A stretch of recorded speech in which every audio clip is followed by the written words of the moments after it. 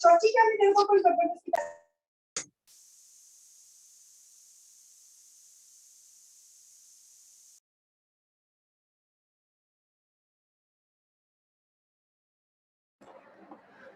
अस्सलाम वालेकुम।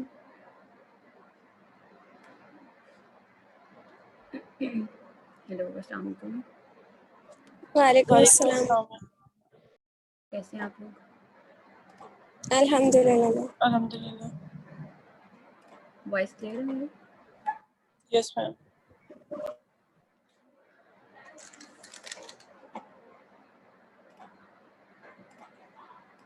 जी, सबके साथ स्क्रीन शेयर हो रही है? Yes ma'am. Yes ma'am. जी, किसी ने कुछ पूछना है? लास्ट लेक्चर में से क्या पढ़ा था हम लोगों ने लास्ट लेक्चर में?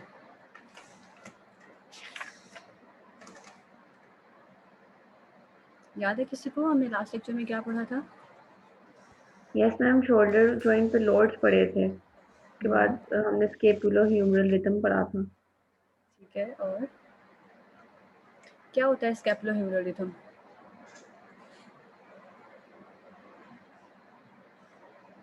क्या होता मैम है आर्म एलिवेशन में स्कैपुला की जो कंट्रीब्यूशन होती है उसको स्केपुलो-ह्यूमरल रिदम कहते हैं। उसको स्कैपुलो-ह्यूमरल रिदम कहते 30 हैं। डिग्रीज में जो स्केपुला है वो 6% मूव करता है ह्यूमरस के अकॉर्डिंगली। उसके बाद 30 to 60 डिग्रीज में उसकी रेशो हो जाती है ग्लिनो-ह्यूमरल की 2:1 हो जाती है। उसके बाद 60 to 120 में 1:1 और 120 to 180 में 2:1 होती है।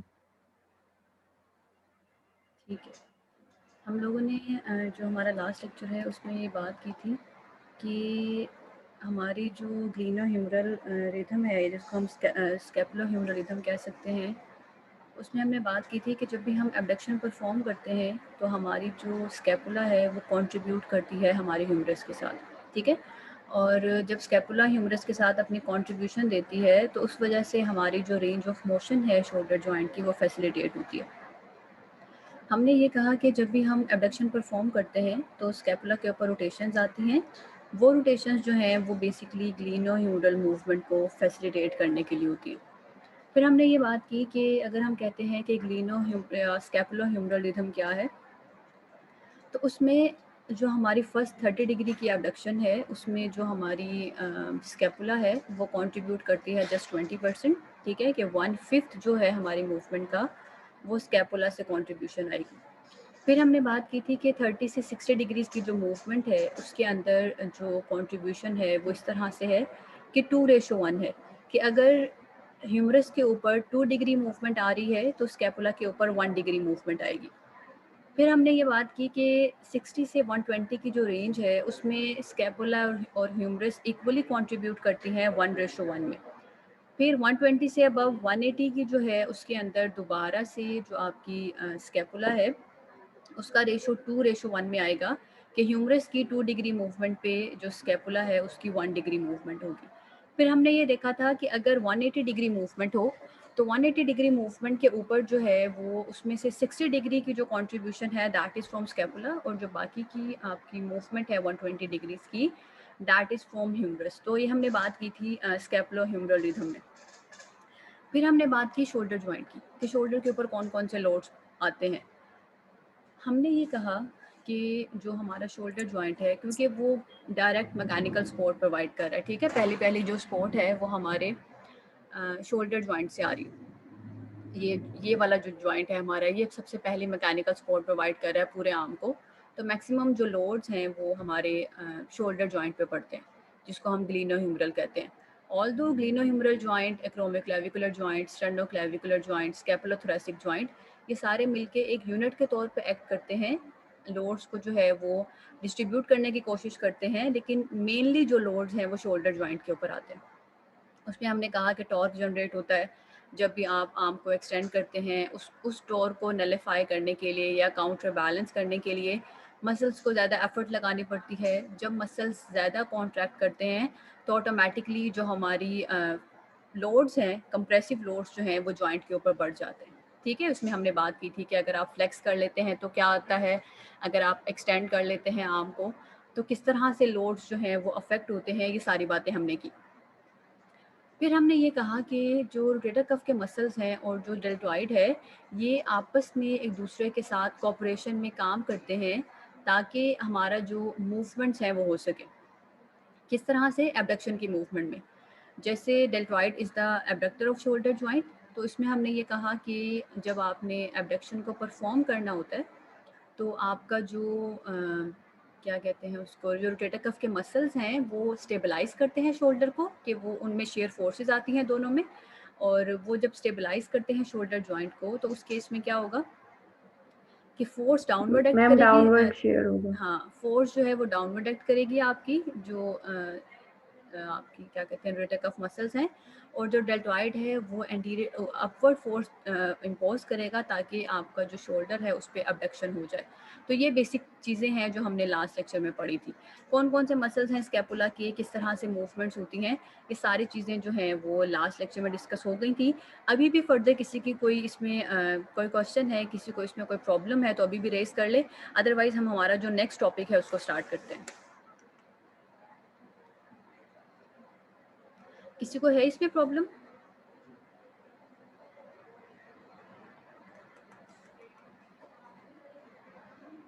बेटा रिस्पॉन्ड तो करें, किसी को प्रॉब्लम है या नहीं है, अदरवाइज फिर हम नो हमारा जो मैम। नेक्स्ट टॉपिक है उसको No, स्टार्ट कर ma'am. लेते हैं।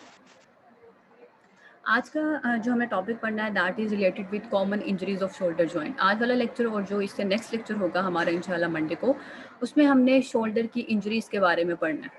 कॉमन सेंस की बात है, हमने शोल्डर की जब एनाटमी को डिस्कस किया तो हमने कहा इसके सराउंडिंग में लिगामेंट्स हैं, हमने कहा इसके सराउंडिंग्स में जो है वो लेब्रम है, हमने कहा इसकी सराउंडिंग्स में जो है वो रोटेटर कफ के मसल्स अटैच्ड हैं। तो ऑब्वियसली बात है कि इन स्ट्रक्चर्स में ही कोई प्रॉब्लम आएगी, तो इसका मतलब है कि शोल्डर जॉइंट पे जो है वो इंजरीज हैं। तो इंजरीज के लिए ज़रूरी है कि यही जो स्ट्रक्चर्स जो स्टेबिलिटी प्रोवाइड कर रहे थे, जैसे हमने कहा था रोटेटर कफ के मसल्स हैं जो स्टेबिलिटी प्रोवाइड करते हैं, फिर हमने कहा था कि हमारे जो लिगामेंट्स हैं वो हैं, फिर हमने कहा था ग्रेनाइड लेब्रम है जो कि सराउंड करता है हमारे ग्रेनाइड फोसा को, उसमें प्रॉब्लम आ सकती है तो स्टेबिलिटी कॉम्प्रोमाइज़ होगी। तो वही स्ट्रक्चर्स जो इसको स्टेबिलिटी प्रोवाइड कर रहे थे, अगर उनमें मसला आ जाता है तो ऑटोमेटिकली हमारा जो शोल्डर जॉइंट है उस पर इंजरी के चांसेस बढ़ जाएंगे, या उस पर आप कहें कि शोल्डर जॉइंट जो है वो इंजर्ड हो गया। ठीक है, अब दो तरह की इंजरीज हैं जो शोल्डर जॉइंट में आ सकती हैं। शोल्डर प्रोन है, ठीक है, ट्रॉमेटिक इंजरीज का या ओवर यूज इंजरीज का। ट्रॉमेटिक इंजरीज क्या है? खुदा ना खास्ता कोई एक्सीडेंट हो गया, कोई ट्रॉमा हो गया है, कोई एकदम से फोर्स आके लगी है, आप रोड ट्रैफिक एक्सीडेंट हो गया है, ठीक है, या आप कहीं से गिर गए हैं, तो इस चीज़ को, या किसी ने बहुत हैवी चीज़ या कोई आप कहीं ब्लो किया आपको, ठीक है, मारा है किसी चीज़ से, तो ये ट्रॉमा है। तो ट्रॉमेटिक इंजरीज हो सकती हैं शोल्डर पे, या ओवर यूज़, जैसे जो हमारे बहुत से स्पोर्ट्स रिलेटेड जो लोग हैं जो बहुत ज़्यादा स्पोर्ट्स में काम करते हैं, तो जो स्पोर्ट रिलेटेड इंजरीज हैं वो बहुत ज़्यादा हैं शोल्डर में। आप ऊपर से थ्रो कर रहे हैं बॉल, ठीक है, बैडमिंटन खेल रहे हैं तो उसमें ओवरहेड जो है यूज़ है बहुत ज़्यादा, तो ये वाली जो चीज़ें हैं इसमें आपके जो मसल्स हैं वो इंजर्ड हो सकते हैं, उन पे बार बार रबिंग आ सकती है, उनकी इन्फ्लेमेशन हो सकती है। तो बेसिकली अगर हम बात करते हैं शोल्डर इंजरीज की, तो हम शोल्डर इंजरीज को डिवाइड कर देते हैं, कैटेगराइज कर देते हैं into two. One is traumatic injury and second one is over use injury, कि या तो कोई ट्रॉमा हुआ है या फिर आपने बहुत ज़्यादा एक्सेसिव यूज़ किया है। अब कॉमन इंजरीज की अगर हम बात करते हैं शोल्डर जॉइंट के ऊपर, तो कौन कौन सी हैं? डिस्लोकेशन है, आप लोगों ने डिस्लोकेशन का पढ़ा होगा पहले, कि अगर आपकी जॉइंट सर्फेसिस आपस में एक दूसरे से सेपरेट हो जाए, जॉइंट अपनी जगह से निकल जाए, उसको आप कहते हैं कि वो डिसलोकेशन है, कि लोकेशन चेंज हो गई, ठीक है, डिसलोकेट हो गया, अपनी लोकेशन से ही हिल गया। तो शोल्डर में ग्लिनोह्यूमरल जो हमारा जॉइंट है जिसको हम शोल्डर जॉइंट कहते हैं, और हमारा जो एसी जॉइंट है जिसको हम एक्रोमियोक्लेविकुलर कहते हैं, इन दो जॉइंट्स की डिसलोकेशन कॉमन है। इसके अलावा शोल्डर जॉइंट पे रोटेशनल इंजरीज आ सकती हैं। रोटेशनल इंजरीज किन लोगों में आती हैं? जो स्पोर्ट रिलेटेड लोग होते हैं, ठीक है, जो स्पोर्ट्स में बहुत ज़्यादा है, बहुत एकदम से थ्रो करना है, ठीक है, एकदम से रोटेशन आनी है आपकी शोल्डर जॉइंट के ऊपर, तो रोटेशनल इंजरीज जो हैं they are common at the shoulder joints. इसके अलावा हमारे जो मसल्स हैं फोर, जिनको हम कहते हैं रोटेटर कफ के मसल्स हैं, रोटेटर कफ की इंजरीज हो सकती हैं जिसमें हम पढ़ेंगे शोल्डर इम्पिंजमेंट सिंड्रोम को और सबस्कैपुलर न्यूरोपैथीज कि आपकी जो सबस्कैपुलर नर्व है, ठीक है, जो सप्लाई कर रही है आपके मसल्स को, अगर सबस्कैपुलर नर्व में जो है वो प्रॉब्लम आ जाए कोई भी, ठीक है, नर्व की इंजरी हो जाए, तो उस केस में जो आप कहते हैं कि सिम्टम्स जो आते हैं, ठीक है, जिस तरह की डिसेबिलिटी आती है उसका आप कहते हैं सबस्कैपुलर न्यूरोपैथी है ये, ठीक है, कि सबस्कैपुलर नर्व इन्वॉल्व है। फिर इसकी जो डिटेल है और रोटेटर कफ इंजरीज की जो डिटेल है वो इंशाल्लाह हम जो हमारा नेक्स्ट लेक्चर होगा उसमें डिस्कस करेंगे। आज हम डिस्लोकेशनल और रोटेशनल इंजरीज को डिस्कस करते हैं। सबसे पहले तो आप लोगों को डिफरेंस पता होना चाहिए कि क्या डिफरेंस है डिस्लोकेशन में और सबलक्सेशन में। अगर मैं ये कहूँ कि मेरा ये आर्टिकुलर सरफेस बिल्कुल अपनी जगह से हिल गया, इसके सराउंडिंग के जो मसल्स हैं वो ओवर स्ट्रेच हो गए, इसके ऊपर जो मेरे लिगामेंट्स हैं वो ओवर स्ट्रेच हो गए हैं, ये बिल्कुल निकल गया अपनी जगह से, ठीक है। अब ये निकलेगा तो ऑब्वियस बात है ये जिस चीज़ को अटैचमेंट दे रहा है उस पर स्ट्रेच आएगा। तो डिस्लोकेशन क्या होता है कि आपकी जो आर्टिकुलर सर्फेसिस हैं उनकी कंप्लीट सेपरेशन हो गई, जबकि सबलक्सेशन में इनकम्प्लीट सेपरेशन होती है कि आप ये कहें कि माइल्ड सा अपनी जगह से जो है वो आपका जॉइंट हिल गया, ठीक है। तो ये डिफरेंस है दोनों में, डिस्लोकेशन में और सबलक्सेशन में। Glenohumeral joint most commonly dislocated joint है। क्यों? बॉल एंड सॉकेट वैरायटी का जॉइंट है, ठीक है। हमने पहले ये बात की थी कि हेड ऑफ द ह्यूमरस जो है वो बड़ा होता है as compared to your glenoid cavity, ठीक है। तो अब क्या हुआ कि ये जो बॉल एंड सॉकेट टाइप है ये बहुत डिग्री ऑफ मूवमेंट अलाउ करती है कि इस बॉल ने आराम से, ये जो बॉल है ये आराम से मूव कर लेती है आपका जो ग्लेनाइड है उसके ऊपर, ठीक है। बॉल आराम से इस पे मूवमेंट दे रही है, लेकिन क्या है स्टेबिलिटी का हमने पहले बात की थी कि स्टेबिलिटी कॉम्प्रोमाइज़ होती है, लेकिन उसके लिए अल्लाह ताला ने मल्टीपल स्ट्रक्चर्स रख दिए। लेकिन अगर उन स्ट्रक्चर्स में प्रॉब्लम हो जाए, ठीक है, तो उसके केस में क्या होगा, शोल्डर आराम से डिस्लोकेट हो सकेगा। तो क्या रीज़न है शोल्डर के डिस्लोकेशन की कि हमारा जो ग्लेनोह्यूमरल जॉइंट है ये लूज स्ट्रक्चर है, बॉल इसकी बड़ी है और सॉकेट जो है वो इसका छोटा है, तो ये बॉल उस सॉकेट के ऊपर मूव करती है, तो ये डिग्री ऑफ फ्रीडम तो बहुत ज़्यादा अलाउ करता है लेकिन स्टेबिलिटी कम प्रोवाइड करती है ये चीज़। अब जो डिस्लोकेशन है वो किस किस डायरेक्शन में हो सकती है? शोल्डर जॉइंट एंटीरियरली डिस्लोकेट हो सकता है, शोल्डर पोस्टीरियरली डिस्लोकेट हो सकता है, शोल्डर इंफीरियरली हो सकता है। मैंने आपको पहले भी बताया था पीछे कि आपके मसल्स अटैच हैं एंटीरियरली, सुपीरियरली, पोस्टीरियरली, लेकिन इंफीरियरली नहीं है। तो मोस्ट कॉमन अगर हम कहें कि किस एक डायरेक्शन में मोस्ट कॉमन डिस्लोकेशन होती है तो that is inferior. Otherwise anterior inferior जो है वो कॉमन है, लेकिन अगर इन दोनों में से भी हम कहें कि which one is more common तो फिर हम ये कहते हैं कि हमारी जो इंफीरियर डिस्लोकेशन है शोल्डर जॉइंट की दैट इज़ कॉमन, क्योंकि नीचे से कोई भी स्ट्रक्चर जो है वो सपोर्ट नहीं कर रहा। इसी तरह से सुपीरियर डिस्लोकेशन नहीं होती। सुपीरियर डिस्लोकेशन शोल्डर जॉइंट में क्यों नहीं होता? हम जब एनाटॉमी को डिस्कस कर रहे थे तो हमने इसमें बात की थी कि यहाँ पे आपका सुपीरियर डिस्लोकेशन इस वजह से नहीं होती कि यहाँ पे क्रैकोक्लेविकुलर लिगामेंट लगा होता है, ठीक है। और वो जो क्रैकोक्लेविकुलर लिगामेंट है वो बहुत स्ट्रॉन्ग है, उसके 2 पार्ट्स हैं, हमने पहले बात की थी, ट्रेपेजाइड है और कोनाइड है। तो ये जो क्रैकोक्लेविकुलर लिगामेंट लगा हुआ है ये सुपीरियर डिस्लोकेशन नहीं होने देता, तो इस वजह से शोल्डर जॉइंट पे जो सुपीरियर डिस्लोकेशन है वो नहीं होती, ठीक है। अच्छा, इसके अलावा सॉरी मैम एक क्रैकोक्लेविकुलर क्वेश्चन है जी बेटा। मैम, अगर शेयर फोर्सेस में इम्बैलेंस आ जाए डेल्टोइड और रोटेटर कफ की तो भी नहीं हो सकता सुपीरियर डिस्लोकेशन? अगर शेयर फोर्सेस में आता है तो फिर सुपीरियर डिस्लोकेशन नहीं होता, होता है। ठीक है। फिर एंटीरियर डिस्लोकेशन हो जाती है शोल्डर जॉइंट की, ठीक है। एंटीरियर इंफीरियर डिस्लोकेशन हो सकती है अगर शेयर फोर्सेस जो है उसमें प्रॉब्लम हो। डेल्टॉइड उसको ऊपर की तरफ नहीं ले जाएगा। डेल्टॉइड एबडक्शन जब हम करते हैं तो head of the humerus downward आता है, बात समझ आ रही है? तो अगर yes ma'am. Head of the humerus जब डाउनवर्ड आ रहा है हमारी एबडक्शन के दौरान, तो अगर ये फोर्स बढ़ रही है तो ऑब्वियसली ये डाउनवर्ड डिस्लोकेट होगा, ये अपवर्ड नहीं होगा। Movement okay ma'am. चाहे एबडक्शन में अपवर्ड हो रही है पर हेड ऑफ द ह्यूमरस तो डाउनवर्ड मूव कर रहा है, ठीक है। तो इस वजह से वो सुपीरियरली डिस्लोकेशन नहीं होती, वो डाउनवर्ड इंफीरियरली डिस्लोकेशन होती है। अच्छा सॉरी, इसमें हम क्या बात कर रहे थे, सुपीरियर जो डायरेक्शन है उसमें क्यों नहीं होता, क्रैकोक्लेविकुलर नहीं सॉरी क्रैकोह्यूमरल लिगामेंट है जो बेसिकली सुपीरियर जो डायरेक्शन है उसमें जो डिस्प्लेसमेंट है उसको प्रिवेंट करता है, इसको असिस्ट करता है क्रैकोक्लेविकुलर लिगामेंट। अच्छा, अब मैकेनिज्म क्या है डिस्लोकेशन का? हमने ये बात की थी कि जो हमारा शोल्डर जॉइंट है वो मैक्सिमम स्टेबल होता है या उसकी क्रॉस बैक पोजीशन है एबडक्शन और एक्सटर्नल रोटेशन, ठीक है। अब जब आप एबडक्शन में और एक्सटर्नल रोटेशन में हैं, अगर उस टाइम पे कोई ऐसी फोर्स लग जाती है जो कि आपकी बर्दाश्त से बाहर है, जो कि बहुत ज़्यादा है, तो उस टाइम पे जो आपका जॉइंट है वो डिस्लोकेट हो सकता है। बेटा प्लेन नहीं होता, डायरेक्शन होता है। सबसे कॉमनली जो शोल्डर जॉइंट डिस्लोकेट होता है वो हमारी इंफीरियर डायरेक्शन में होता है, ठीक है। ये हमने जो हमारा फर्स्ट लेक्चर था शोल्डर से रिलेटेड उसमें डिस्कस किया था।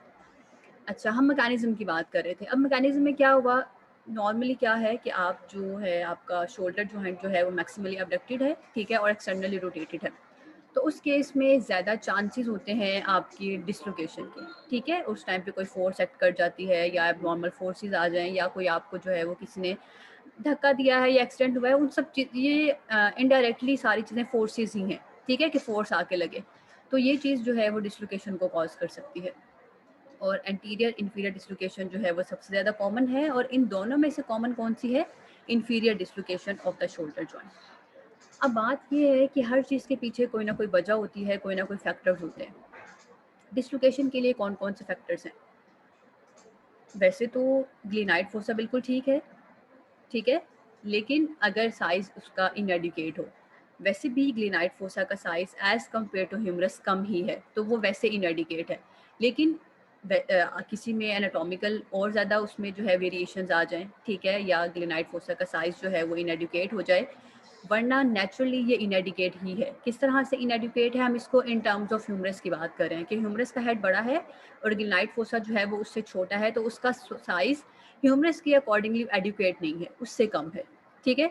इसी तरह से जो हमारे ग्लिनाइड फोसा है वो एंटीरियरली टिल्ट होता है थोड़ा सा, ठीक है।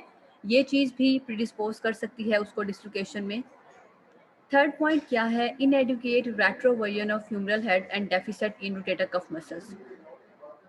ह्यूमरल हेड अगर रेट्रोवर्ज ना हो सके, रेट्रो मीन्स पीछे होता है, ठीक है, अगर एंगल बना होता है ह्यूमरल हेड का ग्लिनाइड फोसा के साथ ताकि उसके अंदर स्टेबल रहे, अगर ह्यूमरल हेड की रेट्रोवर्जन एडुकेट ना हो, किस वजह से, कि आपके जो रोटेटर कफ के मसल्स हैं वो डेफिसिट हो। रोटेटर कफ क्या काम करते हैं ये हम पिछले 2 लेक्चर से पढ़ चुके हैं कि जब भी आप मूवमेंट करते हैं रोटेटर कफ पे शेयर फोर्स एक्सर्ट होती है, वो शेयर फोर्स ह्यूमरस के हेड को ग्लिनाइड की तरफ डायरेक्ट करती है। अब क्या हुआ है, अब आपका जो ह्यूमरस का हेड है वो ग्लिनाइड की तरफ नहीं आ रही, क्यों, क्योंकि रोटेटर कफ मसल्स की स्ट्रेंथ ही नहीं है इतनी अच्छी।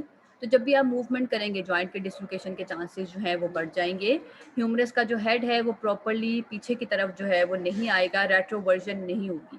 तो ये कुछ फैक्टर्स हैं जॉइंट में जो डिसलोकेशन को प्रेडिस्पोज करते हैं। अब एक दफ़ा जब जॉइंट डिसलोकेट हो जाता है तो जॉइंट के बार बार डिसलोकेशन के चांसेस बढ़ जाते हैं। हम कहते हैं रिकरेंट होता है, बार बार रिपीट होता है। क्यों, मेरा ये जॉइंट यहाँ से निकल गया, इसके सराउंडिंग में जो स्ट्रक्चर्स थे वो स्ट्रेच हुए। आप लोगों ने पढ़ा होगा कि मसल्स जो हैं they are elastic, viscoelastic in nature, कि जब आप उनको एक दफ़ा स्ट्रेच देते हैं टाइम के लिए तो उनकी जो फ्लेक्सिबिलिटी है या जो लेंथ है वो इंक्रीज हो जाती है। आप लोगों ने फिजिक्स में इलास्टिक जो फाइबर्स होते हैं उनके बारे में पढ़ा होगा कि हर इलास्टिक चीज़ की एक इलास्टिक लिमिट होती है, जिससे बाहर अगर आप उसको स्ट्रेच करते हैं तो वो दोबारा अपनी ओरिजिनल शेप में नहीं आते, ओरिजिनल पोजीशन पे नहीं आते। तो अब क्या हुआ, जब ये जॉइंट यहाँ से डिसलोकेट हुआ है तो इसके सराउंडिंग में जो भी मसल्स अटैच्ड हैं, जो भी लिगामेंट्स अटैच्ड हैं, वो अपनी जगह से खिंच गए हैं, ठीक है, वो स्ट्रेच हो गए हैं। जब वो स्ट्रेच हुए हैं तो वो ज़्यादा टाइम के लिए जब स्ट्रेच रहे तो वो अपनी इलास्टिक लिमिट से बाहर आ गए। इसका मतलब है वो दोबारा अपनी ओरिजिनल शेप में नहीं जाएंगे। तो वो मसल्स जो बहुत ओवर स्ट्रेच हो जाते हैं वो वीक हो जाते हैं, ठीक है, ओवर स्ट्रेच मसल्स जो हैं वो वीक हो जाते हैं। तो अब क्या है, अब मसल्स वीक हो गए हैं, मसल्स ने ही जॉइंट को इस जगह पे होल्ड करना है, अदरवाइज बोन में इटसेल्फ कोई कैपेबिलिटीज़ नहीं होती, ठीक है। हमारे मसल्स ही हैं जो जॉइंट पे मूवमेंट कराते हैं, जो जॉइंट को स्टेबिलिटी प्रोवाइड करते हैं, वो डायनामिक स्टेबलाइजर्स भी हैं, वो स्टैटिक स्टेबलाइजर्स भी हैं। अब क्या हुआ है, यहाँ पे जब वो स्ट्रक्चर्स जो इनको होल्ड कर रहे थे, ठीक है, वो वीक हो गए हैं तो दोबारा दोबारा डिसलोकेशन होगी। तो इसलिए ज़रूरी है कि जब हमारे हमारे पास कोई पेशेंट आए डिसलोकेशन के साथ, तो हमें चाहिए कि जब उसने दोबारा से अपने जॉइंट को अपनी दोबारा से पोजीशन पे रखवा के पीओपी लगवा लिया है, रीलोकेट करा लिया है जॉइंट को, तो उसके बाद उसके सारे मसल्स की स्ट्रेंथनिंग एक्सरसाइजेज हों ताकि दोबारा से मसल्स जो हैं वो जॉइंट को अपनी जगह पे होल्ड कर सकें। अदरवाइज एक दफ़ा जब डिसलोकेशन होती है तो बार बार रेपिटेशंस में डिसलोकेशन आती हैं। कोई भी माइनर इंजरी हो तो जॉइंट दोबारा से डिसलोकेट हो जाता है। इसके अलावा वो लोग जिनमें बाय बर्थ, जिनमें जेनेटिकली उनकी जो कैप्सूल्स हैं वो लैक्स होते हैं, लैक्सिटी होती है, बहुत ज़्यादा हाइपर मोबाइल होते हैं, ठीक है? तो हमें चाहिए कि हम उनके भी जो शोल्डर के मसल्स हैं उनको स्ट्रेंथनिंग कराएं इससे, क्योंकि आपने देखा होगा कि डांसर्स हैं या जो एथलीट्स होते हैं वो हाइपर लैक्सिटी होती है उनके अंदर, फ्लेक्सिबल होते हैं, हर डायरेक्शन में बॉडी को मूव कर लेते हैं, हर तरह से जो है वो उनके लिए ईजी हैं वो चीज़ें। तो हमें चाहिए कि इससे पहले कि वो किसी एथलेटिक चीज़ में परफॉर्म करें तो हम उनकी जो शोल्डर मसल्स हैं उनको स्ट्रेंथन करा दें। क्यों? ताकि उनके अंदर जो है वो डिसलोकेशन को अवॉइड किया जा सके। हाइपर मोबिलिटी के बाद भी डिसलोकेशन हो सकती है, ठीक है? This is the normal anatomy of the shoulder joint, ठीक है? यहाँ पे आप देखेंगे कि शोल्डर जो है वो एंटीरियरली डिसलोकेट हो गया है। यहाँ पे आप देखेंगे शोल्डर जो है वो ग्लेनाइड फोसा से पोस्टीरियरली डिसलोकेट हो गया है, तो ये शोल्डर की डिसलोकेशंस है। Dislocated shoulder tend to occur more often in males as compared to females. क्यों? क्योंकि मेल्स ज़्यादा कॉन्टैक्ट स्पोर्ट्स में पार्टिसिपेट करते हैं, रग्बी है, वॉलीबॉल है, ठीक है? तो इनका ज़्यादा इस तरह की चीज़ों में आप कहें पार्टिसिपेशन है कॉन्टैक्ट स्पोर्ट्स में, और कॉन्टैक्ट स्पोर्ट्स में ही आपकी जो शोल्डर है उसके डिसलोकेशन के चांसेस बढ़ जाते हैं, जैसे वॉलीबॉल है, जैसे रग्बी है। तो इस वजह से ये मेल्स में ज़्यादा कॉमन है। तो मेल्स में जो पीक एज है डिसलोकेशन की वो 20 to 30 है, क्योंकि यही वो एज है जिसमें एथलीट बनते हैं, आप स्पोर्ट्स की तरफ जाते हैं, आप एनर्जेटिक होते हैं। और फीमेल्स जो हैं उनमें 61 to 80 ईयर्स हैं। क्यों? क्योंकि अब ऑस्टियोपोरोटिक हो गई हैं बोन्स, ठीक है? अब उनमें जो है वो बैलेंस के प्रॉब्लम्स आ गए हैं, अब उनमें जो है वो डेफिसिट्स हैं सेंसरी, जिसकी वजह से गिरने के चांसेस जो हैं वो बढ़ जाते हैं। गिरे हैं नीचे तो डिसलोकेट हो गया है जॉइंट, ठीक है? तो फीमेल्स में 61 से 80 ईयर्स जो है वो पीक एज है डिसलोकेशन की, जबकि अगर हम मेन की बात करेंगे तो दैट इज़ 20 to 30 ईयर्स। इसके अलावा वो लोग जिनमें बार बार रेपिटेशंस में आ रही हैं डिसलोकेशन, उनमें आपके माइंड में ये चीज़ आ सकती है कि इनके जो जॉइंट्स हैं वो हाइपर मोबाइल हैं। हाइपर मोबाइल जॉइंट्स कब होते हैं? एक डिजीज़ है जिसको हम कहते हैं एहलर्स डैनलोस सिंड्रोम। जो एहलर्स डैनलोस सिंड्रोम है ये बेसिकली आप ये कहें कि इनहेरिटेड कंडीशन है, ठीक है? बहुत रेयर लोगों में होती है लेकिन ये इनहेरिट होती है। इसमें क्या होता है, आपने पढ़ा होगा कि प्रोटीन स्ट्रक्चरल कंपोनेंट है आपकी हर चीज़ का। स्किन में है प्रोटीन, कनेक्टिव टिश्यूज़ के अंदर प्रोटीन्स हैं, लिगामेंट्स में प्रोटीन्स हैं, मसल्स में प्रोटीन्स हैं, टेंडन्स हैं, आपकी आपके फेशियाज हैं, आपके कनेक्टिव टिश्यूज़ हैं, हर चीज़ प्रोटीन से मिलके बनी है। तो इस कंडीशन में ये होता है कि आपकी जो प्रोटीन है, ठीक है, उसमें वेरिएशन आ जाती है, ठीक है, उसमें डिस्ट्रप्शन आ जाती है, वो प्रॉपर नहीं बन पाती। आप उनकी स्किन देखेंगे बहुत ज़्यादा हाइपर मोबाइल होती है, ठीक है, उसमें कोई आप कहें कि टर्गर नहीं होता, ठीक है? आपकी स्किन जो है आप यहाँ पे डायग्राम में देख सकते हैं, आप उसको बहुत अपलिफ्ट कर सकते हैं। आप देखेंगे कि इनके जॉइंट्स इतने हाइपर मोबाइल हैं, मैं अपना ये थंब पीछे यहाँ पे बाजू पे नहीं लगा सकती, ठीक है? लेकिन आप यहाँ डायग्राम में देखेंगे कि वो थंब को जो है वो अपनी फोर आर्म के साथ अटैच कर सकते हैं, टच कर सकते हैं। थंब जो है यहाँ से आप देखें पीछे आराम से अपने फिंगर्स के पीछे लगा लेते हैं।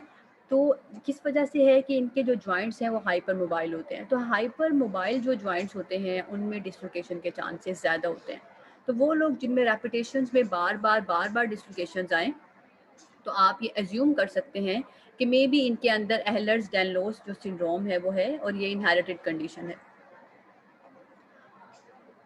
अब हम बात कर लेते हैं कि डिसलोकेशन की जो डिफरेंट टाइप्स हैं उनमें क्या क्या मैकेनिज्म हो सकते हैं इंजरी के। सबसे पहले हम बात करेंगे anterior dislocation of the shoulder joint. Most common जो मूवमेंट्स हैं जिनमें डिसलोकेशन होता है दैट इज़ एबडक्शन, ठीक है, कि आपने अपना जो जॉइंट है उसको एबडक्ट किया है, साथ में उसमें एक्सटर्नल रोटेशन भी की है, या फिर अगर आप एक्सटेंशन करें। जब मैं एक्सटेंशन करती हूँ तो मेरा head of the humerus anteriorly आ जाता है। तो ये वो मूवमेंट्स हैं जिनके अंदर इंजरी के चांसेस जो हैं वो ज़्यादा होते हैं। अब आप यहाँ डायग्राम से देख सकते हैं, अगर आप आउटस्ट्रेच हैंड के ऊपर गिरते हैं उस केस में जो आपका हेड ऑफ द ह्यूमरस है वो आगे की तरफ आ सकता है, एंटीरियरली डिसलोकेट हो सकता है एल्डरली के अंदर, ठीक है, क्योंकि पहले ही हर चीज़ फ्रेजाइल है और ऑस्टियोपोरोटिक हो गई हैं बोन्स, अब लिगामेंट्स और बाकी सब चीज़ें जो है वो उस तरह से स्ट्रेंथनिंग नहीं प्रोवाइड करी। तो आउटस्ट्रेच हैंड पे अगर गिरते हैं एल्डरली तो उस केस में एंटीरियर डिसलोकेशन जो है वो हो सकती है। इसके अलावा मैकेनिज्म ऑफ इंजरी में क्या है कि शोल्डर की डिस्लोकेशन जो है वो तब हो सकती है, या शोल्डर जो है वो तब अनस्टेबल हो सकता है अगर कोई एंटीरियर फोर्स जो है वो एग्जर्ट होती है शोल्डर जॉइंट के ऊपर। ठीक है, अब क्या हुआ है, कोई एंटीरियर फोर्स लगी है शोल्डर पे, तो शोल्डर के अंदर जो उसके पास लेब्रम अटैच था, ठीक है, जो ग्लिनाइड कैविटी के सराउंडिंग में हमने बात की थी कि हमारा एक ग्लिनाइड लेब्रम अटैच होता है जो एक रिम बनाता है। तो वो चीज़ क्या करती है, वो जो एक एंटीरियर फोर्स अटैच होती है वो आपका जो ग्लिनाइड लेब्रम है उसको टेयर कर देती है। ठीक है, अब जब ग्लिनाइड लेब्रम टेयर होगा तो हमने बात की थी कि ग्लिनाइड लेब्रम एक रिम बनाता है, उसकी जो आपका ग्लिनाइड फोर्स है उसको फर्दर डीप करता है, स्टेबिलिटी को इम्प्रूव करता है, वहाँ से बाइसेप्स भी निकल रहा है।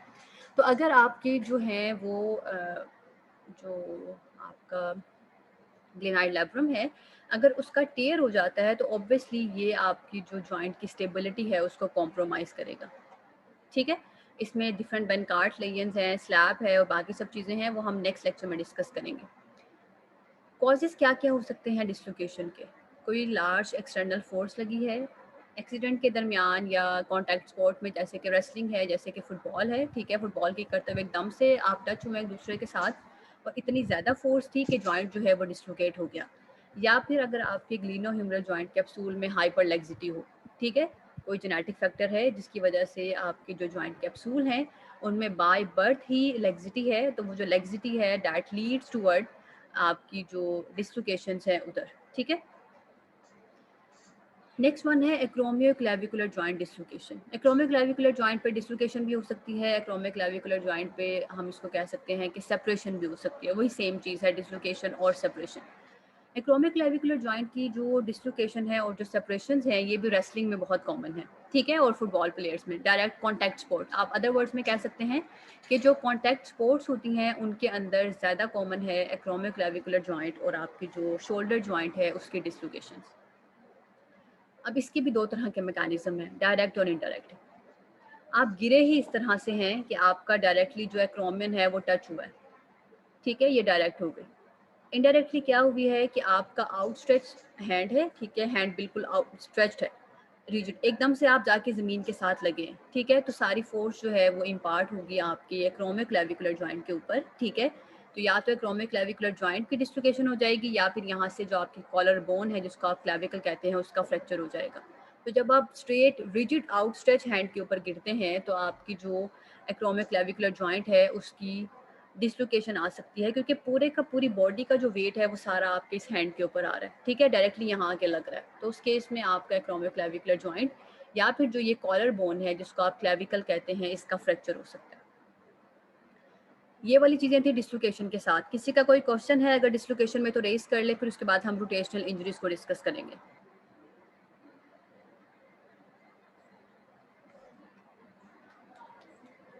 क्लियर है सबको? Yes ma'am.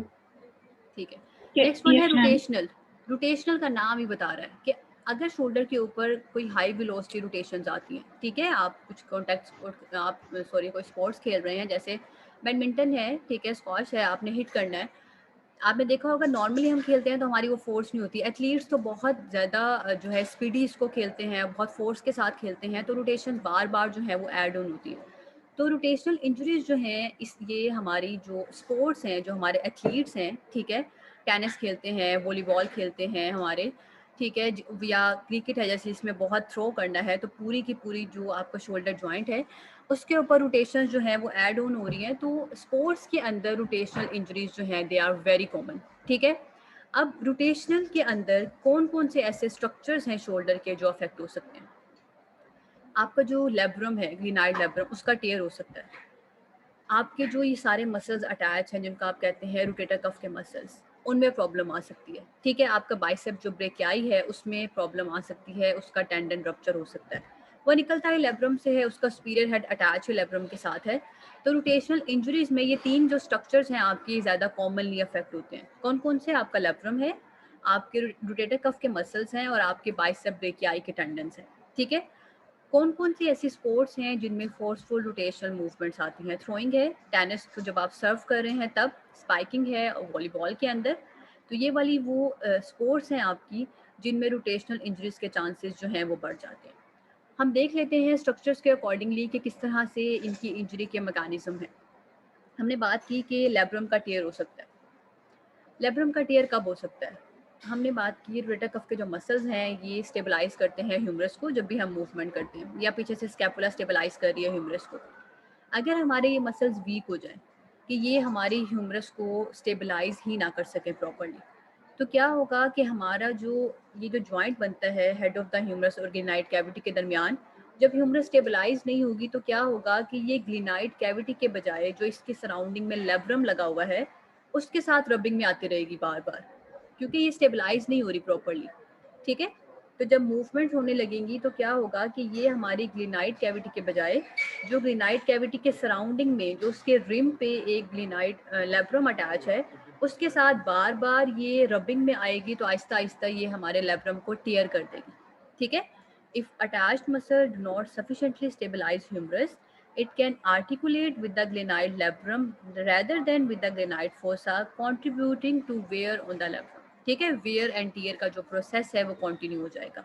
तो मोस्ट कॉमनली कहाँ होता है, ये जो हमारा एंटीरियर और सुपीरियर एरिया है लेब्रम का, ठीक है, कि ये आगे भी है और ये ऊपर भी है, तो यहाँ पे ह्यूमरस जो है वो ज़्यादा वेयर एंड टियर कॉज करता है।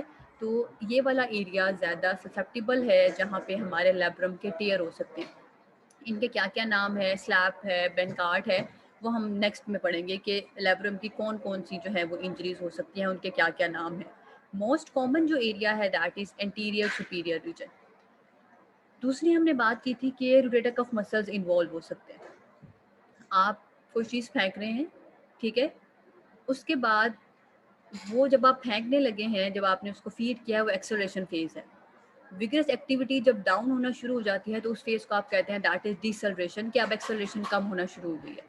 तो जब भी आप कोई रोटेशन एक्टिविटी परफॉर्म करते हैं तो उसकी जो डिसल्ट्रेशन फेज होती है उस दौरान में जब आप वापस आ रहे होते हैं तो एक रीजन है जहाँ पे हमारा सुप्रास्पाइनेटस टेंडन इंसर्ट हुआ है। सुप्रास्पाइनेटस जो टेंडन है जहाँ पे इंसर्ट होता है वहाँ पे लो वास्कुलरिटी होती है, वहाँ पे ब्लड सप्लाई कोई ज़्यादा अच्छी नहीं है। ठीक है, तो इस वजह से जब भी डिसलेशन फेज आती है रोटेशनल इंजरीज में तो सुप्रास्पाइनेटस का वो टेंडन रब होता है जहाँ पे वो इंसर्ट होता है, और उस एरिया में लो वास्कुलरिटी है, अच्छी ब्लड सप्लाई नहीं है। जब अच्छी ब्लड सप्लाई नहीं है तो वहाँ पे जब इन्फ्लेमेशन होती है, वहाँ पे जब डैमेज होता है तो ऑब्वियसली जल्दी हील नहीं होता। ठीक है, क्योंकि ब्लड हर चीज़ को हील करने में हेल्प आउट करता है, ब्लड न्यूट्रिएंट्स लेके आता है अपने साथ, वहाँ पे जो हीलिंग का प्रोसेस है वो एक्सेलरेट होता है। अब वहाँ पे लो वास्कुलरिटी है, ब्लड सप्लाई अच्छी नहीं है। जब ब्लड सप्लाई अच्छी नहीं होगी तो वो टिश्यू इटसेल्फ इतना अच्छा नरिश भी नहीं होगा, उसकी हेल्थ वैसी नहीं होगी जैसे उस टिश्यू की होगी जिसको बड़ी अच्छी ब्लड सप्लाई मिल रही है, बड़ी अच्छी उसकी वास्कुलरिटी है। ठीक है, तो अब ये जो वास्कुलराइजेशन है जैसे जैसे आपकी एज बढ़ती जाती है वैसे वैसे ये और कम हो जाती है। तो यही वो रीज़न है कि हमारे जो 40 प्लस एज के लोग हैं उनमें सुप्रास्पाइनेटस टेंडनाइटिस बहुत ज़्यादा कॉमन है। सुप्रास्पाइनेटस टेंडनाइटिस और बाइसेप टेंडनाइटिस, ये दो ऐसे टेंडन हैं अपर लिम्ब में जिनके आपके पास बहुत पेशेंट्स आते हैं। तो सुप्रास्पाइनेटस टेंडनाइटिस में आप देखेंगे कि अबव जो 40 की एजेस में हैं, जो एथलीट्स हैं या जो नॉर्मल हमारे लोग हैं या वो जिन्हें बहुत ओवरहेड मूवमेंट्स करनी पड़ती हैं, उनमें सुप्रास्पाइनेटस का जो टेंडनाइटिस है दैट इज़ वेरी कॉमन। उसकी रीज़न क्या है कि सुप्रास्पाइनेटस जहाँ पे इंसर्ट होता है हमारी ह्यूमरस पे, वहाँ पे लो वास्कुलरिटी है, वहाँ पे ब्लड सप्लाई जो है वो इतनी अच्छी नहीं है। ठीक है, थर्ड वन हमने पढ़ा था bicep brachii. Tears of the bicep brachii tendon at the sites of its attachment to the glenoid fossa। हमने पहले बात की थी कि हमारा जो ग्लेनाइड लेब्रम है उसके सुपीरियर पार्ट से निकलता है हमारा जो बाइसेप ब्रेकियाई है।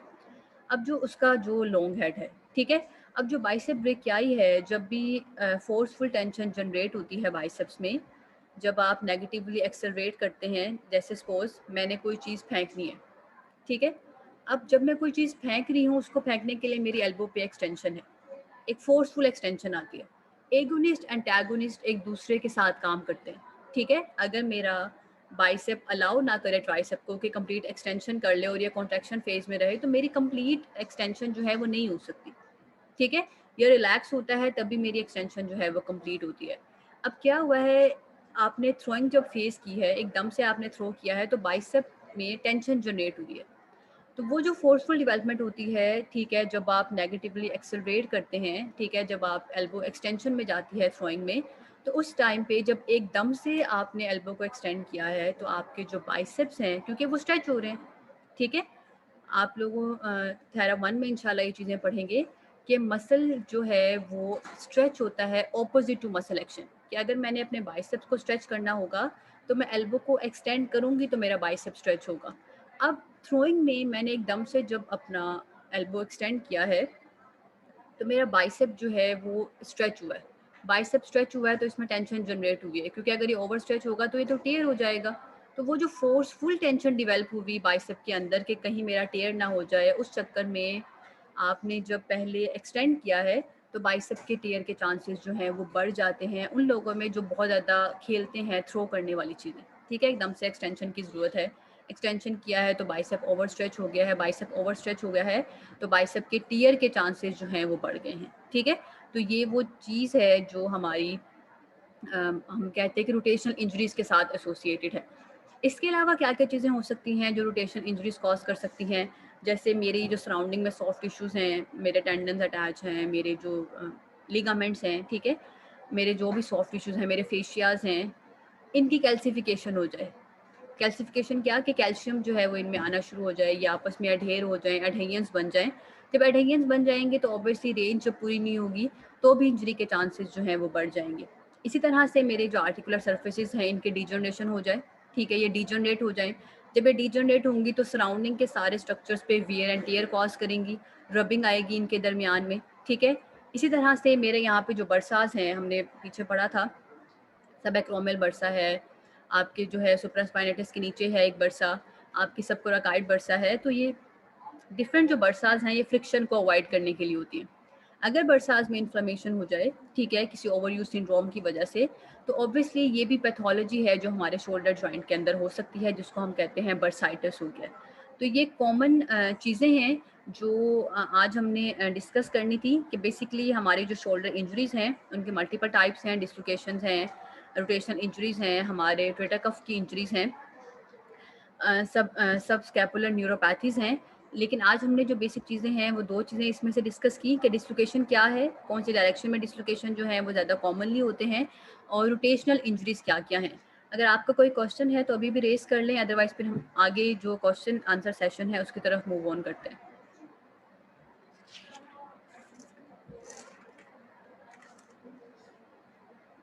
है किसी ने कुछ पूछना है, किसी का कोई क्वेश्चन है? Yes ma'am. जी पूछे मैम ये है कि जैसे डिसलोकेशन हो जाती है जॉइंट की, तो इसके लिए सिर्फ स्ट्रेंथनिंग एक्सरसाइज ही प्रोवाइड करेंगे? जब डिस्लोकेशन हो जाती है तो ऑब्वियस बात है जॉइंट अपनी जगह से निकल गया है तो आपको पहले तो रीलोकेट करना पड़ेगा जॉइंट को, ठीक है। रीलोकेशन इस तरह से होती है कि इट डिपेंड्स कि आपको ओपन, जैसे कुछ लोग जो है वो ऊपर से ही पकड़ के जो है जॉइंट को दोबारा से अपनी जगह पे लगा देते हैं, ठीक है। इट डिपेंड्स के एक्सटेंट ऑफ इंजरी कितना है, या अक्सर ऐसा होता है कि आपको खोल के जैसे जो ऑपरेशन होते हैं उसके थ्रू दोबारा से जॉइंट को जो है वो अपनी जगह पे लगाना पड़ता है। तो ओपन रिडक्शन और क्लोज रिडक्शन भी हो जाती है। जो खुल के होती है that is open reduction. Reduction mean आपने दोबारा से रिड्यूस कर दिया, उसकी जगह पे ले आए हैं आप। क्लोज रिडक्शन क्या होती है कि आपने अंदर से ही पोजीशंस में जो है वो उसको कर दिया। क्लोज रिडक्शन थेरेपिस्ट भी कर लेते हैं और ओपन रिडक्शन जो है वो ऑर्थोपेडिशियंस करते हैं। जब एक दफ़ा जॉइंट अपनी जगह पे वापस आ गया है तो फिर आप उसके बाद उसके सराउंडिंग जो मसल्स हैं उनकी स्ट्रेंथनिंग कराते हैं, ठीक है। इसमें मोबिलाइजेशन कराने की ज़रूरत नहीं पड़ती क्योंकि पहले ही जॉइंट जो है वो उसकी रेंज ज़्यादा थी या हाइपर मोबाइल था तो वो अपनी जगह से निकल गया था। Okay ma'am. नेगेटिव डिसलरेशन जो है वो क्या होता है, डिसलरेशन का मतलब ये होता है कि अब एक्सेलरेशन कम होना शुरू हो गई है, ठीक है। मैंने किसी चीज़ को जब फेंकना है तो उस टाइम पे एक्सेलरेशन ज़्यादा है, फोर्स मैं ज़्यादा लगा रही हूँ ताकि मैं उसको थ्रो कर सकूँ। उसके बाद जब मैं थ्रो करने के बाद अपने लिम्ब को दोबारा से मूव कर रही हूँ, दोबारा न्यूट्रल पोजीशन की तरफ जब लेके आ रही हूँ तो उस टाइम पे आहिस्ता आहिस्ता एक्सेलरेशन कम हो रही है, वो डिसलरेशन की तरफ जा रहा है, ठीक है। तो उसको आप कहते हैं कि दैट इज डिसलरेशन। जी, इसके अलावा कोई क्वेश्चन है? No ma'am. क्लियर हो गया सबको ये?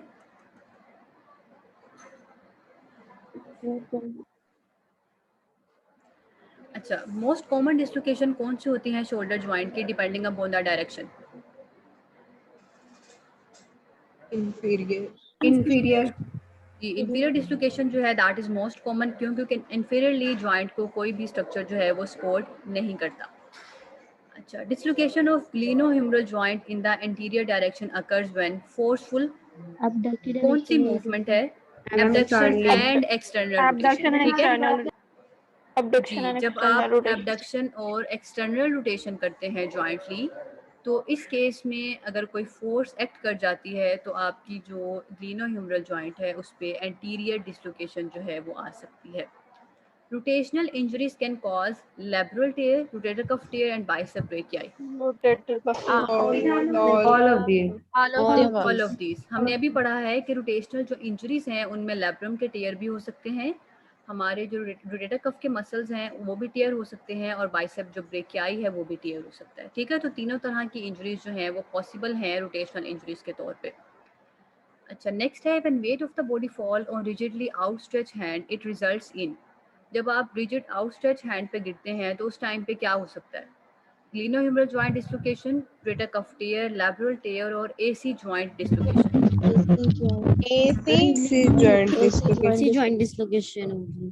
जी, अभी हमने बात की थी कि जब हम आउटस्ट्रेच हैंड पे गिरते हैं जो बिल्कुल रिजिड है, आप एकदम से जाके गिरे हैं, तो सारी फोर्स जो है या तो वो आपका एक्रोमियोक्लेविकुलर जॉइंट डिस्लोकेट करेगी या फिर वो आपकी जो क्लेविकुलर बोन है उसको फ्रैक्चर कर देगी उसका, ठीक है जी। इसमें से कोई क्वेश्चन है तो रेस कर ले। जहाँ तक बात है सिनेरियो बेस्ड एग्जाम कैसा बन सकता है, तो नॉर्मल हम ये कह सकते हैं कि एक पेशेंट आपके पास आया है, उसकी हिस्ट्री ये इस तरह से थी कि उसने जो है वो, जैसे मैं कोई एथलीट ले लूँ सपोज, ठीक है, कि वो बॉल कराता था, तो मुझे पता है जब वो थ्रो करा रहा है तो ऑब्वियसली वो पूरी की पूरी जो है वो एलिवेशन परफॉर्म कर रहा है, ठीक है, एबडक्शन के साथ साथ जो है वो एक्सटर्नल रोटेशन भी है, क्योंकि उसको जब थ्रो करने लगा तो मेरे माइंड में आ गया कि अच्छा उसने ये मूवमेंट किया, तो मेरे माइंड में ये चीज़ भी आई है कि इस मूवमेंट के दौरान, अच्छा पेशेंट आया है, ठीक है, उसने आपको बताया कि वो एथलीट है, वो थ्रो कर रहा था, अचानक से उसका जो है वो शोल्डर में पेन आना शुरू हो गया है उस दिन से, और अब जो है वो उसको ओवरहेड मूवमेंट्स में पेन होती है वगैरह वगैरह।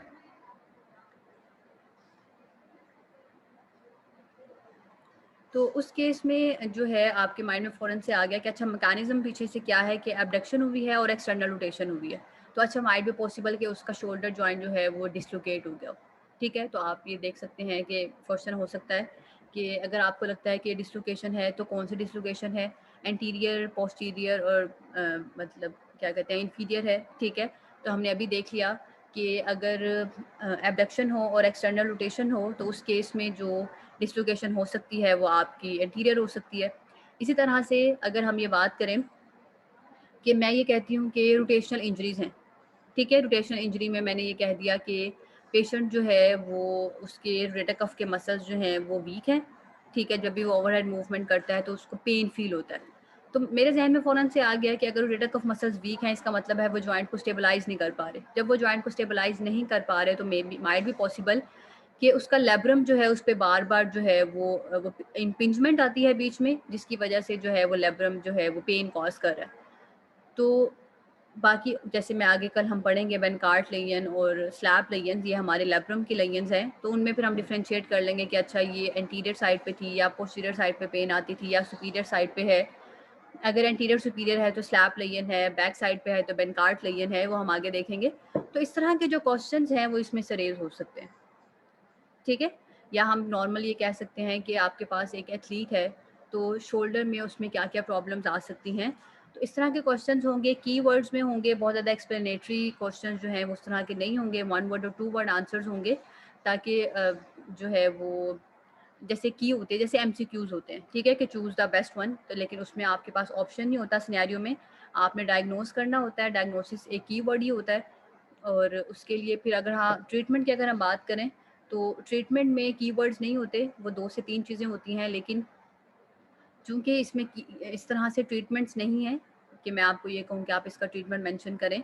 जहाँ पे जिस डिज़ीज़ के साथ मैं आपको प्रॉपर्ली मेंशन करूँगी, तो उसमें हम जो है वो ज़रूर ट्रीटमेंट की तरफ जा सकते हैं। जैसे मैंने अभी कहा कि डिस्लोकेशन है तो आपको स्ट्रेंथनिंग करनी पड़ेगी मसल की, तो मैं लिख सकती हूँ कि आप क्या एडवाइस करते हैं पेशेंट को, तो आप उसमें बता सकते हैं कि स्ट्रेंथनिंग एक्सरसाइजेज़ जो हैं वो हम गाइड करेंगे पेशेंट्स को, ताकि उसके मसल्स जो हैं वो दोबारा से जो डिसलोकेशन है उसके चांसेस को हम मिनिमाइज़ कर सकें। ठीक है, ये वाली चीज़ उसके अंदर आ सकती है। इसके अलावा कोई क्वेश्चन है तो पूछ लें, मेरे माइंड से अब स्किप हो गया है। हम लास्ट लेक्चर मैंने अपलोड नहीं हुआ, मैंने अभी चेक किया था थोड़ी देर पहले, तो काइंडली लेक्चर्स जी, अपलोड लास्ट कर लेक्चर मैंने इसलिए अपलोड नहीं किया था कि वो ऊपर आपने देखा होगा कि एलएमएस के ऊपर जो है वो सारा कुछ है कि इस वीक में आपने क्या पढ़ना है, तो मुझे था कि मैं दोनों लेक्चर्स पढ़ा दूंगी तो उसका एक ब्रीफ सा इंट्रो डाल के दोनों लेक्चर्स नीचे डाल दूंगी, तो वो मैं आज अपलोड कर दूंगी आप लोगों के लेक्चर्स। ठीक है, रिकॉर्डिंग्स कौन से टैब में डालेंगी? रिकॉर्डिंग्स जो है वो रिकमेंडेड रिसोर्सेज में लिंक होंगे आपके। जो स्टडी मटेरियल है उसके अंदर आपके पीपीटीज हैं और जो रिकमेंडेड रिसोर्सेज हैं वहाँ पे आपके लिंक्स होंगे लेक्चर्स के। मैंने यूट्यूब पे दोबारा भी चैनल बनाया है, लेकिन आई डोंट नो कि वो क्यों प्रॉब्लम क्रिएट कर रहा है, तो आपको जो है वो गूगल ड्राइव का ही लिंक आएगा। ठीक है, वो मैं आज कर देती हूँ आपको भी। इसके बाद मेरा फ़ौरन यही लेक्चर है बायोमैकेनिक्स का, तो मैं उसके बाद फ्री होकर आप लोगों को जो है वो शाम तक जो रिकॉर्डिंग्स है वो प्रोवाइड कर दूंगी, और इस वीक के लिए जो चीज़ें हैं वो अपडेट हो जाएंगी एलएमएस के ऊपर। ठीक है, अस्सलाम वालेकुम मैम। वालेकुम सलाम। मैम जब ये सिनेरियो बेस हमारा टेस्ट आता है तो उसमें डायग्नोसिस तो हम लोग लिख लेते हैं मैम, क्वेश्चन होता है पोस्ट डायग्नोसिस, उसके बारे में मैम प्लीज गाइड कर देंगे, वहां पर हम लोग उसको किस तरह से अटेम्प्ट करें? बेटा पोस्ट डायग्नोसिस तो कोई टर्म ही नहीं है, मैम डिफरेंशियल लास्ट डायग्नोसिस होता है। हमारा था मैम फिजा मसूद Ma'am, के साथ, तो proposed मैम उनके diagnosis. Scenario What are the causes of your proposed diagnosis? Yes ma'am proposed होता है इस तरह। प्रपोज्ड का मतलब ये है कि आपने जो डायग्नोसिस बनाया है इसमें आप क्या इसको कैसे जस्टिफाई करते हैं, आपको क्यों लगा कि ये डायग्नोसिस है। तो जैसे आप बता सकते हैं कि ये मैकेनिज्म ऑफ इंजरी है और ये कॉमन है इसमें, या इन एथलीट्स में ये चीज़ें कॉमन है, या कॉन्टैक्ट स्पोर्ट में ये वाली चीज़ कॉमन है। तो आपने जो प्रपोज डायग्नोसिस दिया है उसकी क्या लॉजिक है, आपके जहन में ये जवाब क्यों आया कि ये हो सकता है, तो बस आपने उसको जस्टिफाई करना है। वो जब आप मैकेनिज्म पढ़ेंगे हर चीज़ का और बाकी सब चीज़ें देखेंगे तो आप उसके अकॉर्डिंगली उसको अटेम्प्ट कर लेंगे। प्रपोज डायग्नोसिस ये होता है कि आपने जो डायग्नोसिस बनाया है, जो प्रपोज किया है आपने कि ये हो सकता है, तो उसको आप कैसे जस्टिफाई कर सकते हैं। तो ऑब्वियसली आपने कुछ चीज़ें पढ़ी हैं, आपने उसके बाद ये बताया है ना कि ये चीज़ इसके साथ होती है, तो आप उसमें बता सकते हैं कि ये चीज़ें हैं, इससे मुझे लगा कि ये मसला है। ठीक है, यस मैम ठीक है। ये चीज़ होती है उसके अंदर। और क्वेश्चन क्या है, सीपी के मार्क्स? जी, सीपी के मार्क्स 5% जो है वो आपके असेसमेंट में इंक्लूडेड होंगे। अभी रमज़ान में मैं इसको इतना बॉदर नहीं कर रही कि रोज़े हैं सबके, बाकी सब चीज़ें, लेकिन इसके बाद अटेंडेंस भी आपकी प्रॉपर रिकॉल हुआ करेगी और मैं रैंडमली क्वेश्चन आंसर्स पूछूंगी ताकि मुझे आइडिया हो कि क्लास में कौन पार्टिसिपेट करता है और कौन पार्टिसिपेट नहीं करता। ठीक है, 5% है आपकी सीपी की। क्विज का क्या इसके कह रही अलावा हैं? लेंगी क्विज का? जी बेटा, कब क्विज लेंगी? वो इसका नहीं बताया बेटा, मैंने सीपी का बताया है यार। क्वेश्चन यहाँ पे रेज किया जरिश ने कि क्लास पार्टिसिपेशन है असेसमेंट में, तो आपकी जो सीपी है वो 5% की है जो आपके असेसमेंट में इंक्लूडेड है। क्विज जो है वो मई में होगा आपका। ठीक है, मई में आपका मैम जो क्विज होगा। सीपी के मार्क्स है वो आप क्लास पार्टिसिपेशन की बेसिस पे लगाएंगी ना, मतलब कि उसका कोई सेपरेट टेस्ट तो नहीं ना लेंगी? नहीं नहीं नहीं नहीं, उसका सेपरेट टेस्ट नहीं होगा। सीपी के कुछ मार्क्स जो है टीचर्स वो होते हैं आपकी, सीपी के लिए भी टेस्ट ले लेते हैं। वो इस वजह से होता है बेटा क्योंकि नॉर्मली ऐसा होता है कि क्लास में आप लोग पार्टिसिपेट नहीं कर रहे होते मेजोरिटी। ठीक है, वो सिर्फ आप लोगों ने इन किया, तो उसमें ये होता है कि हमें समझ नहीं आती कि किसको कितने मार्क्स देने चाहिए, तो उसमें कोई टीचर्स फिर ये करती हैं कि कोई टेस्ट ले लिया उसमें जितने मार्क्स आए तो वो जस्टिफाई होता है, वरना बच्चा ये कहता है कि मैम मैं तो बोलता था आपने मेरे मार्क्स नहीं दिए। ऑल तो ऐसा नहीं होता, वो लोग जो क्लास में पार्टिसिपेट करते हैं रैंडमली आपको खुद ही उनके नाम याद हो जाते हैं, तो आपको आइडिया होता है किसने पार्टिसिपेट किया और किसने नहीं किया। अभी क्योंकि रमज़ान है तो इस वजह से मैं इस पर इतना अभी फोकस नहीं करी।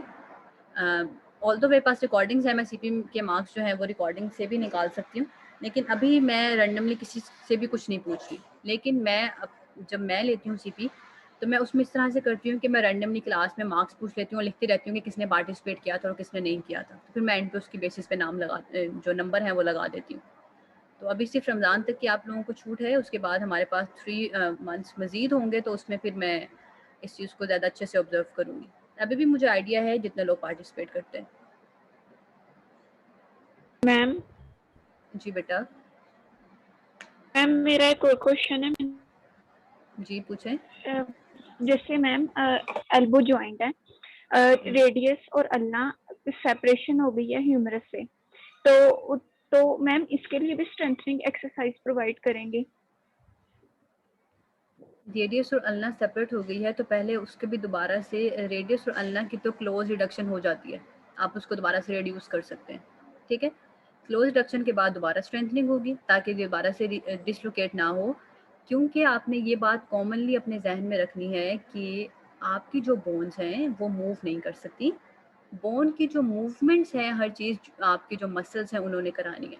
मसल जो है वो डायनामिक स्टेबलाइजर्स भी होते हैं कि आपने जब मूवमेंट करनी है उस टाइम पे भी मसल ही स्टेबलाइज करता है, और मसल जो है ये आपका स्टैटिक स्टेबलाइजर भी है कि जब आप कोई मूवमेंट नहीं कर रहे तो उस टाइम पे मसल ही आपको जो स्टेबलाइजेशन है वो प्रोवाइड कर रहा है, ठीक है। तो इन Yes. एनी केस कोई भी आपका जॉइंट है डिसलोकेट हुआ है, दोबारा से उसको अपनी जगह पे लाया गया है, तो उसके सराउंडिंग मसल्स की स्ट्रेंथनिंग ज़रूर होगी ताकि रिकरेंट ना हो डिसलोकेशन, ठीक है। ये सारे डिसलोकेशन के ऊपर रूल अप्लाई होता है। Okay ma'am. इसके अलावा कुछ?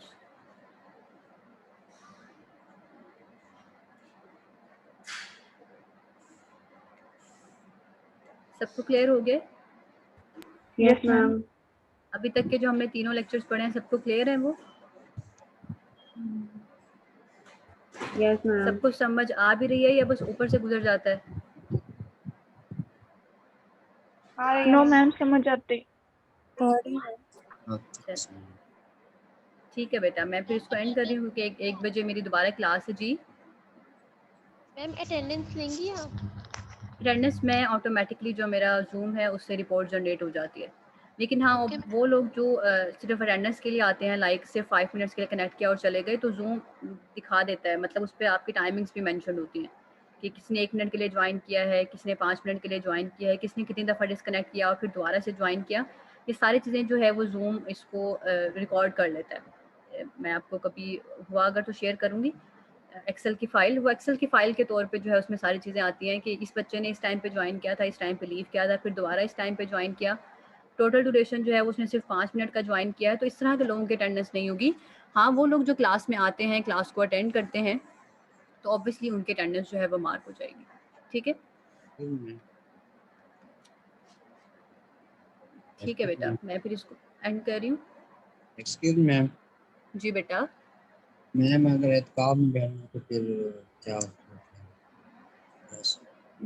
लास्ट टाइम तो यही था कि जिन्होंने इत्तेकाफ में बैठना था वो डायरेक्टर को ईमेल कर रहे थे और जो भी रिसोर्स पर्सन हैं उन सबको। तो अगर आपने इत्तेकाफ में बैठना है तो अपने सारे रिसोर्स पर्सन को आप ईमेल कर दें कि मैंने इत्तेकाफ में बैठना है, ठीक है असाइनमेंट आती है तो जी। क्विज़ या असाइनमेंट पे आ जाती है। कोई और असाइनमेंट जो भी बंदा लेगा बेटा वो रमज़ान के बाद ही लेगा, सही। ठीक हो गया। रमज़ान के बाद होगा, मई में। एक्सक्यूज मी मैम, सिर्फ आज सेकंड लेक्चर अपलोड होगा या ये थर्ड भी हो जाएगा? ये भी हो जाएगा ना, क्योंकि ये वीक कंप्लीट हो जाएगा तो ये दोनों लेक्चर्स ओके अपडेटेड हो मैम। जाएंगे, दोनों लेक्चर्स भी और सबकी रिकॉर्डिंग्स, तीनों लेक्चर्स की रिकॉर्डिंग्स, ठीक है। Okay ma'am, thank you.